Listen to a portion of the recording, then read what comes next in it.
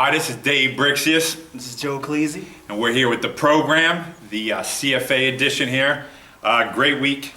Week 2 of the CFA season is upon us here and gone. Always exciting. You see some teams bounce back from, first week losses and stuff like that. And some other teams just continue to dominate. They continue to put it out, continue to do what they do. I want to give a shout out to the York Bearcats. I got an email. Their pony team, 2-0. And they outscored their opponents now 89-0 in those 2 games. So scoring 43, I think, in the first game and 46 this past weekend. Big shout out to those guys pitching a shutout in 2 weeks. Hey, that's not easy to do at that level. Not at all, and that's obviously defense is pretty good right now, and at the top, top level, top conference. Yeah. It's been pretty impressive. So Yeah. shout out to York. Yeah, so you got to give it. I mean, hey, you guys are willing to send us the emails. We will get you on. I mean, that's all he did. He just wanted to give a shout out to his team, and that's what it's all about. Us helping you guys out, prepare. But I'm going through our notes here. We're looking at some of the teams that got to play.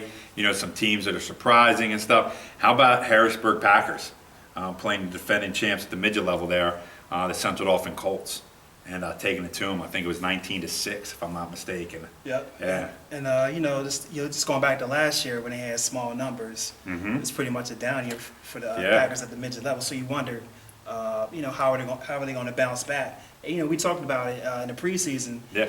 Looking at their roster, they had at least 50-something kids that I looked at. So, obviously they bounced back, and Yeah. kudos to them for knocking off the defending champions. Yeah, It's just week 2, but still impressive. Yeah, I mean, that's not an easy thing to do, and you can't count Central Dauphin out just because they lost. That's a team that's resilient, come back, and they're a team that can come back and still win a championship. Yeah. They're just that disciplined type of team. But definitely hats off to the Packers for taking it to them. But here's another bounce back game. Holy Name. I know the midgets lost a tough one last week to the Packers at Harrisburg. They come back and put up 40 points on Redland and take it to them. So hopefully that gets them back on the winning track. And, just looking out there, some of these other games that are going on, it's a very competitive league. Yep. Especially at that midget level, especially that top tier. It's very, very competitive where anybody, I think, can win week in and week out. I don't think there's a clear-cut team that says, hey, this is definitely, I think Harrisburg sent a statement, the Packers sent a statement by the first opening 2 weeks. You beaten Holy Name, who was king of the CFA for years at the midget level, and then, beating the defending champions, Central Dauphin. They definitely sent a statement, but I think this is wide open. Definitely, and week to week, things can change. I had a chance to go take a look at the Harrisburg Broncos and Swatara at the midget level. Okay. The week before, Harrisburg lost to Paxton. Yep. So coming into this game, I talked to the coach a little bit before the game, and his team is a pretty young team, and Swatara is pretty loaded. Yeah. From what I was told, from that side. So they came away. It looks like the 13-0 win. Yeah. Kudos to the Broncos. They played a good game defensively. Swatara had their chances to have a nice running back at Jacoby Jenkins. Very nice kid. I saw him last week. And I do apologize. Harrisburg's number 20 and number 4 scored on a pass from their quarterback number 10. I'm sorry I don't have the names right now, but kudos to them for bouncing back. They lost a tough one to Paxton the week before. So like you said, every week is just a dogfight. Yeah. And it's going to be hard for some of these teams to bring their A games every single week, but you're going to have to do that to get good playoff seedings. Yeah, I mean, that's what you have to look for. Some people don't always take the regular season as serious, but, you want to get to the playoffs. Yeah. You want to get yourself in, you want to get a good seed and all that kind of stuff. So you got to work. And these kids go out there and bust their humps every day. I mean, I got to give them credit. This weekend, another humid weekend. Even the weekend before was a beautiful weekend. The first week of the whole season was cool, sunny every day. This one was much more humid. So the kids out there, with all that pads on, they're still working their butts off, still doing what they got to do. Coaches are still doing it, so definitely kudos all around. I mean, but even just going through some of the lower divisions, the national level and the federal conference and all that kind of stuff, you see a lot of good things going on. I mean, I know you're going to speak here on East Penn at that pony level, I guess all the levels, as we got a write-in from them as well. Just talking, but the midgets right now are sitting at 2-0. Yep. You talked about it last week about East Penn having that dynamic running back in Mike Jones, and I think he did it again this week. Yep. Once again, the Midgets won 46-16 over Seven Sorrows. Looks like Mike Jones had 2 punt returns for touchdowns. I actually seen both of those plays. And also another running back, Onassis Neely. Looks like he had a rushing and receiving touchdown, so he had 2 touchdowns as well. And it looks like Mason Winchester had Mason Winchester had a rushing and receiving touchdown. So, and Ryan Manderbach, hope I said his name right, also had a touchdown. So, yeah. So Trent Freeze was the leader on defense and had some monster hits. So that team is pretty stacked. Yeah. They're well coached as well. So they're looking like the class of the National Conference right now. I mean, it's week 2, but they're definitely putting points up on the board. And Mike Jones struck again. So And even the Ponies are sitting at 2-0 as well right now. Yep, they won 26-0. Okay. And Pee Wee's also won 31-7. So East Penn had a clean sweep. So kudos to them. Yeah, I mean, you're seeing some. I mean, even the Pee Wees are also 2-0, and you're starting to see some separation in some of these lower conferences. I mean, going to the midget there at the National Conference, Cedar Cliff, always having a good program now. I don't know if the midgets didn't play this week. I think it was a forfeit. Steelton doesn't have a midget team, Right. so they got that W, and they're sitting at 2-0 on top of their conference. Middletown, there's a program that has definitely been down and stuff like that, but their midget program's sitting at 2-0 as well. East Penn and them right at the top, so that's getting the job done. So you got to give it definitely hats off to them because they beat a tough Mechanicsburg team, 28-0. So they definitely laid into them and took care of business there. And the king of the group last year, Susquehanna, is 0-2. Yeah. You know what I mean? They're not finding what they need to, I guess, to get done. I guess they're still working out some kinks there and stuff. And maybe a lot of the kids have moved on and moved up into the high school rank, which they have always a good high school program as well there. Joe Heaton does a great job. But that's, they're 0-2. A team that, shut everybody out all regular season long is sitting at 0-2 now. Yeah, it looks like that New Cumberland Saints completed the sweep with Susquehanna. New Cumberland, his program has been steadily improving the last couple of years. Yeah. Actually, it's been pretty good the last couple of years. And then, the Pee Wee team was pretty good last year. So some of them kids have moved up. So, you could see a nice little run through all levels from New Cumberland this year, especially in this conference. So, a lot of those kids feed in that Cedar Cliff program. And I know you have the Cedar Cliff Colts as well over there.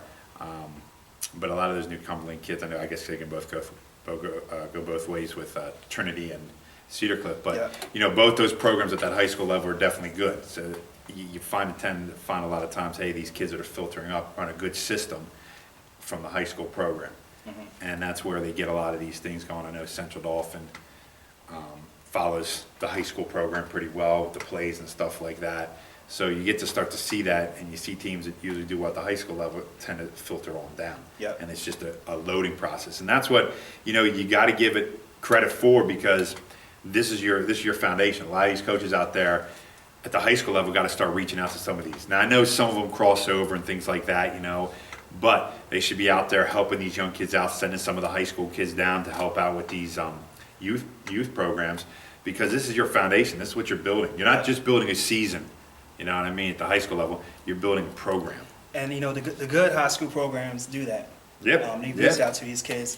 It's kind of smart on their end, because now you see what talent's coming up. Yep. And, I think, hopefully these youth coaches are open to the high school coaches coming down, maybe giving them some knowledge or some wisdom or something to that effect, to help their players out. So, again, the good high school programs, they have a good rapport with these youth programs that, are feeding them, these kids, anyway. So, hopefully that's that improves on some of these programs. Yeah. Just head down now. We're going to go hit the federal conference here. I got to give a shout out to Halifax. The midget program. I remember a couple years ago when they were just in the CFA, when there was 2 different conferences, that was a program that was really in a lot of disarray. Not really big numbers, and they probably still don't have big numbers. It's not a huge community up here like it is down here. Yeah. But, they really went through a growing pain process, where they had some great teams way back. I remember some of those teams challenging those great Holy Name teams at the midget level years ago. And they fell on some hard times here, but they got a great coaching staff in place, really respect those guys up there. They bring that hard-nosed attitude to their players, and they responded. They're sitting at 2-0, the midgets. They're actually number one in the conference. Everybody else is 0-2. So the conference is pretty much beat up there, and Halifax is definitely sitting up and above that. While you look at the other conference in the same midget level, and 4 out of the 5 teams are 2-0. So I guess they're taking it out on the other conference there. However they broke it up there, with their divisions and things. But you see the Northern Polar Bears, Bowling Springs, Greenwood, and Juniata 2-0. The only one that hasn't won in that conference is Gettysburg at that midget level. But I know they don't get a lot of respect, and we want you guys to reach out to us as well. I don't get a lot of stuff from you guys. Reach out to us. Send us the emails. Let us know what's going on so we can definitely put you guys out there. This isn't just all about, hey, the teams around here. It's easier for us to get out to those games. But we want to highlight you guys just as well. I plan on getting out to see some of you guys play so we can talk on it. I know Ed does as well here. We want to get out and promote you guys as much as possible. This is the whole league we want to promote, not just one conference and say that's all we're going to stick to. This is everybody. Everybody's involved. Everybody's putting the time in. Got a lot of volunteer coaches out there, and that's what we like to do is highlight and promote. That's why, when people send stuff in, I'll put it up there. We'll say whatever we can about it. And, we can't make it to every game, but that's really not the point of this. As he said, this email us the information, who scored or who did well. There's no bias. Yeah. We want to make sure all these kids, get the recognition they deserve, as you've said before. So, feel free to email him or email me. And, we'll definitely send a shout out to the federal conference too. Yeah, every conference, national, American. If you guys are, like we said in the first one, if you guys are willing to take the time to write a little short write-up, we're willing to say it right here on this broadcast. You're not going to miss it and stuff like that. You got to get it into us. Typically Sunday night, Monday morning, so we have it for a tape, either Monday or Tuesday. So we like to get that done so we can have it all ready, edited and stuff for Thursday, if not a little beforehand. But get us that information so we can, boom, pass it out and promote all the conferences. But, getting up, week 3, you're out of the phase of, how do I want to say it, feeling your team out, feeling each other out. Now teams have been out scouting. I know that happens. I was at the one game, and I know Cumberland Valley was out scouting, Central Dauphin and other teams. These teams are all now starting to scout. It starts moving on down, not just at the high school level of these teams scout. It comes all the way down. That's how competitive it is. And that's why I really, really appreciate this league and the way it is set up, because these teams want to win, because they want to drive their kids to show them, hey, yeah, it's great to play, and it's great all about sportsmanship, which it needs to be about, which hopefully we continue to build upon as parents, as coaches and stuff, get the sportsmanship in there. As I saw a phenomenal post on the CFA Facebook page about 2 teams coming together and putting their hats up together. I forget, I apologize, I think it was Lower Dolphin, if I'm not mistaken. Their one team, I think it was a pony team or something, and with the team they played this past weekend. And their hands are at the end of the game, the helmets are up in the air and stuff like that. That's sportsmanship. That's showing, okay, we beat each other up on the field, cool. But we can come together afterwards and say, all right, we both put in the time, we both put in the work, we both put in that effort. All right, we're going to go congratulate each other and stuff like that. It's not all about talking crap on this team or whatever. It's about coming together at the end and saying, hey, we're both in this for the same reason. We're trying to win, and as long as we're playing hard, that's what we really got to know. Totally agree. And, obviously everybody wants to win. There's no question. I mean, at the end of the day, as parents or fans or as coaches, let's show respect, for the game itself, and then let's act with some maturity and common sense in front of the kids. Yeah. I know there's going to be issues here and there at games, but let's just continue to make it about the kids, and let's stop yelling from the sidelines or from the stands. Let these kids play. Yep. You could talk to them afterwards, and plus they're too busy trying to listen to their coaches anyway. So when you got fans, it could be parents or just friends or whatever yelling from the sideline. It confuses these kids and it messes them up even more. And so I think fans in general should just keep that in mind. Let the coaches coach. Let them talk to their players. You could talk to them afterwards. And that's the key. Let them do what they have to do out there. Man, they've worked hard. They've been out there for 4 weeks before the season even began with that heat and all that kind of stuff, putting those pads on, and they work hard. When you got 10,000 different people sending in commands for you to do, you're going to eventually tune somebody out. And a lot of times it's unfortunate, but the kids tune out the coaches, and that's not what they need. They need direction. They need that leadership from the coaches. And we need to continue to support that, continue to push that as a sportsmanship conference. And like I said, it is about winning, no question about it. I love winning more than anybody. But you also got to remember, these kids are working hard at this level. As you move up the ranks in the high school, and college ranks, you know, it gets even more competitive. But right now they're trying to learn the fundamentals and stuff. And I know we're really going to try to really build on a lot of the fundamentals and stuff with our academy that we have planned here in January. For all kids, I think in 6th through 8th grade. Yeah. I think we're going to run an academy here, a quarterback, receiver, lineman. Linebackers are going to have the whole spiel here at Explosive Sports. I know Ed's being a big front runner in that. I know he's going to get out and take off his old hat, and I know get back in the coaching realm, Yeah. helping kids out. And I know we have some other coaches that are coming back and going to be helping out as well. But we'll get you more information on that. And I was going to say, you know, if any of you coaches are out there are interested in find out more about the academy, feel free to email us. You can email me at PA swag 7on7. That's PASWAG, the number 7, ON7 at gmail.com. Just if you want to send an inquiry about it, because we are looking for coaches that want to dedicate their time, and of course you get paid, but we need coaches that are dependable. So this is going to happen. Yeah. It's definitely going to happen. So, you know, the sooner the better, because I think once, you know, we start talking about it more, you know, we want your input. We want you guys, you know, help us out in this in this process, and it'll help these kids. You know, once they're done playing at the youth level, you know, when they get to the high school level, they won't be so behind. Yep. You know, once they get up there, they'll have some fundamentals, some Yep. techniques already in place, and it's going to help them out in the long run.